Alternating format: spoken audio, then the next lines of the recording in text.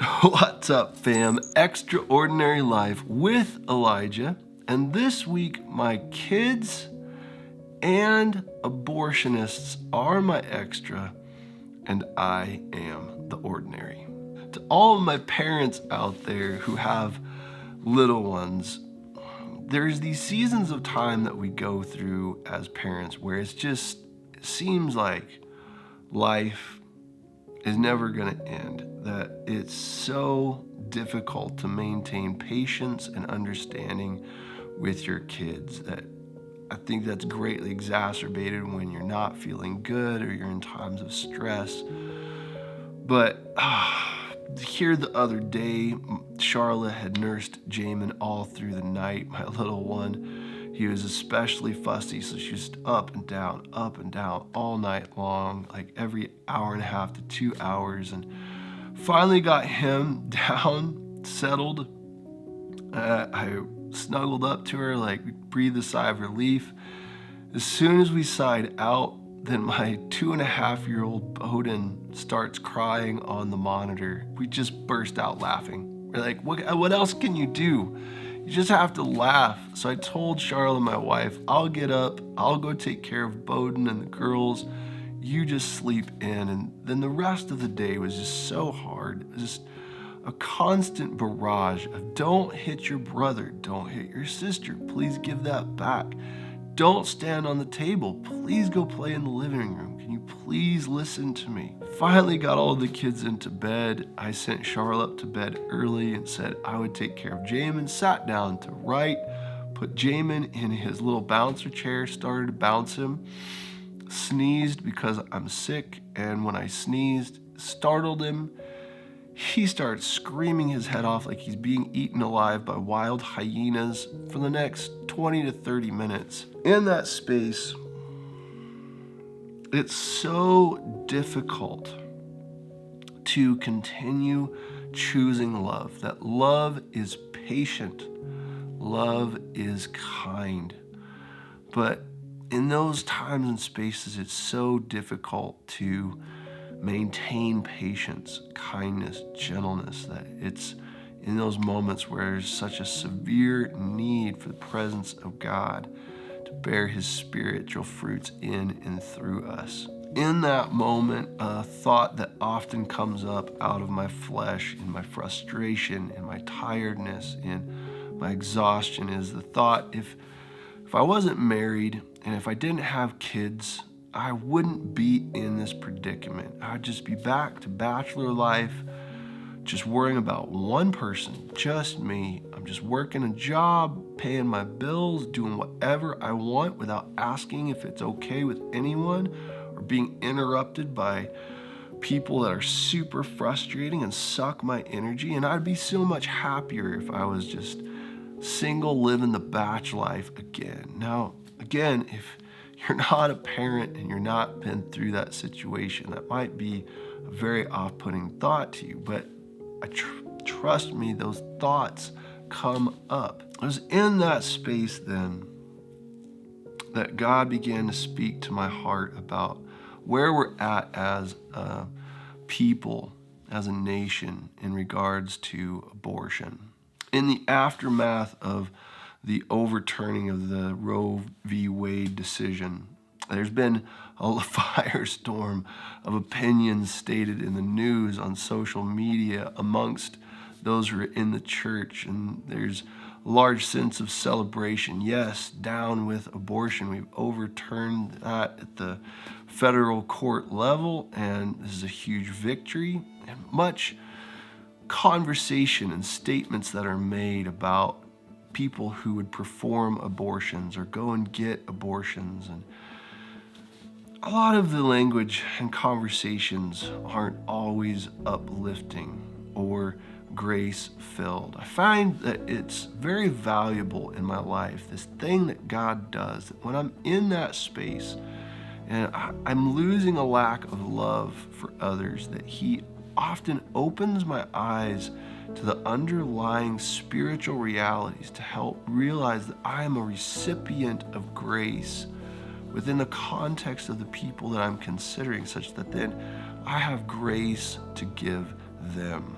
As I think about my frustrations in this season in my parenting with my kids, and as they mature and grow in their ability to steward themselves within the freedom they have, I find that I have a spirit of abortion that tries to crop up in my heart and mind. That I don't like having frustrating things in my life. I don't like things that hem in on the things that I want to do. I don't like things that displease me. And as a result, the thing that flies up in me is I just need to abort that thing.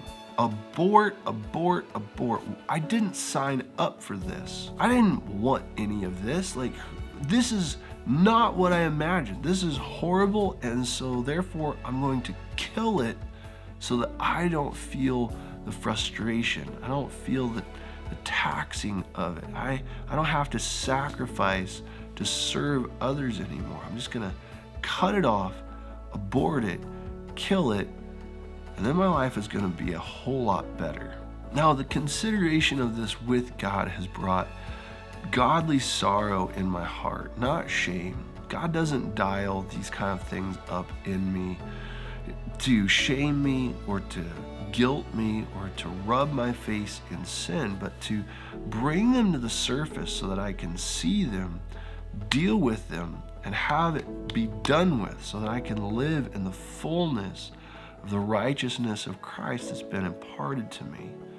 As I've pressed into that further, tasting of that word in myself first and allowing it to have its good work in me, and I've seen that then there's greater application to the wider family of the body of Christ in this area of a spirit of abortion. There's lots of conversation about how the overturning of Roe v. Wade is not the end, it's just the beginning, that there's still a long ways to go in protecting the lives of the unborn. But as God often does in my life, that he confronts me with the fact that out of Romans chapter 1, it says, though they knew God's righteous decrees that those who practice such things deserve death, they not only continued to do them, but also to approve of those who practice them. I think that is so convicting to me that God often does that with me, with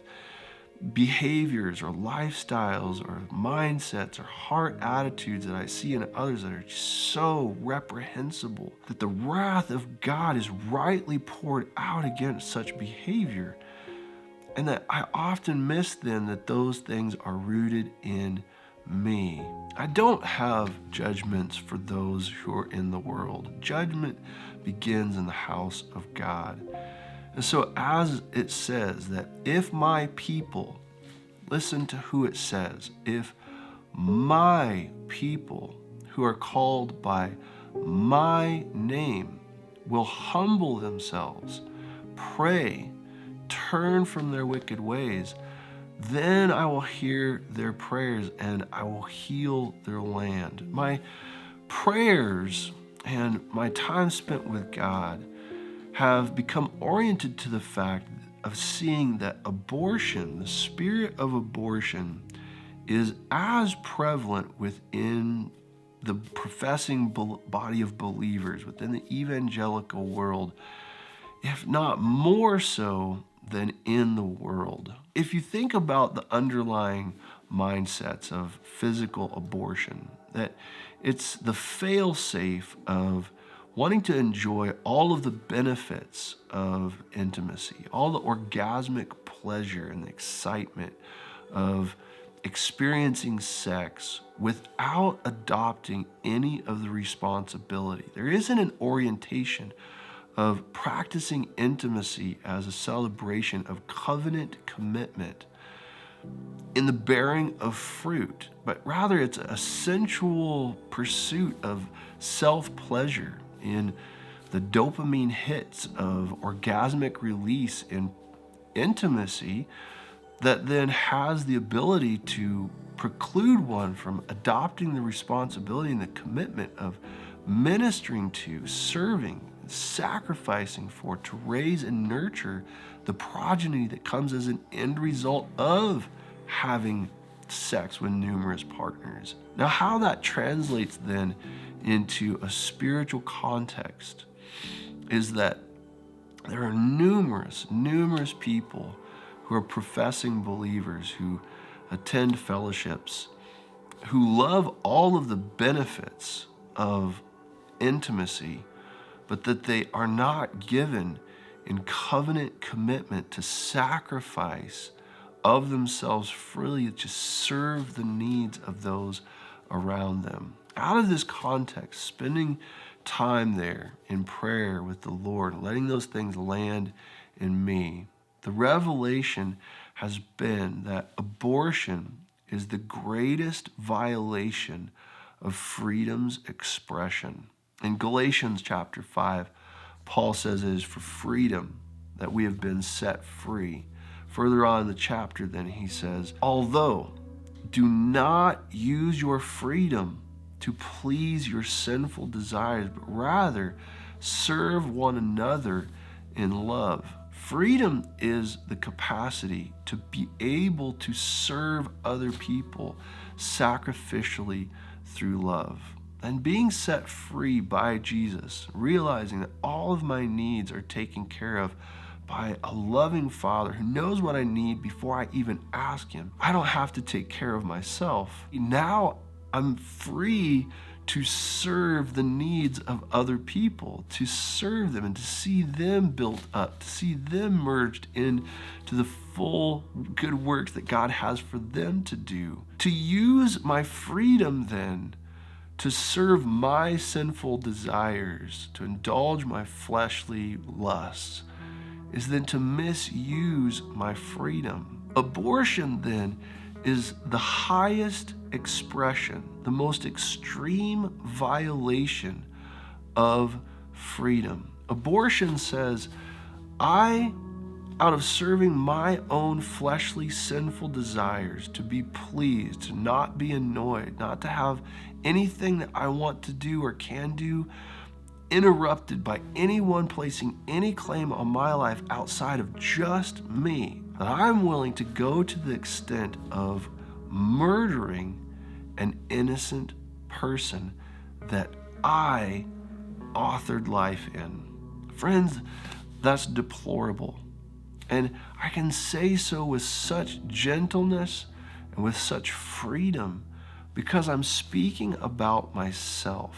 As I think about abortionists, as I think about people who have pursued abortion from selfish motivations, I can now do so with so much grace, with so much gentleness, because I realize that I have done that perpetually my entire life. I've done it even in today with my own children. As you hear this and you realize that I'm saying that this is the reality of the church and that it's cropping up inside of you, and you're saying, how have we committed abortion? I have never committed abortion. Where would anyone be able to convict me of being an abortionist or someone who would want such things? That's revealed in the places of the deep entrenchment of denominationalism, where Jesus has called us to love one another as He loved us, and that He tore down every dividing barrier, and that in His person created one new humanity and said, as I have loved you, so you should love one another. And that when the world looks on and sees how you all love one another with the same love with which God loves God with, they will say, oh, see, has not Jesus been amongst us? And yet in my heart, that I know that there's those groups of people, those denominations, those spiritual leaders that I think, man, if they make it to heaven, it's just going to be as those who were pulled through the fire. I don't know. I think they might be a heretic and on their way to eternal damnation. See, there it is. Love one another as I have loved you. Ah, boy, I don't like that. Abort. The people that come into our bodies that are messy, that have just met Jesus, and that they have all sorts of messes that they produce. They scream all the time, that they poop all over themselves. They don't know how to regulate their freedom well. They're constantly hurting everyone, hitting everyone, disobeying God's commands, and just making messes and chaos everywhere. And we just say, no, abort. And we excommunicate them out of the body, or we send them off slowly into extermination socially acceptably by just shunning them from community and not giving them the right hand of fellowship. Abort. Or we don't like the worship that people do. Abort. Or we don't like the things that people say. Abort. Or we don't like how people vote. Abort. Or we don't like that people around us are super immature, and so we pull back from congregational fellowship altogether to be super spiritual in our houses by ourselves, because that's way more comfortable than engaging people who are in process, growing in a relational journey of trust with Jesus. Abort. Friends, as we move forward in this next era, to see what heavenly solutions God has for us to bring restoration, healing, wholeness, freedom to our country, and this great violation of abortion. It's impossible to move forward without dealing with the Planned Parenthood that exists within our walls. The Planned Parenthood of wanting to always keep our bodies looking the same way, that we don't want our bodies to be transformed, changed forever by the introduction of new life. That we don't want stretch marks in our bodies. That we don't want the annoyingness of nursing immature babies on our spiritual breasts, giving them pure spiritual milk. We don't want the frustration of not knowing how to feed the immature, not knowing how to parent and discipline. And therefore, we engage the destructive perversion within our walls of Planned Parenthood by regulating the spiritual progeny within us, by having a lust for orgasmic intimacy within the spiritual, aside from the covenantal commitment and sacrifice necessary for relationship in the kingdom. If my people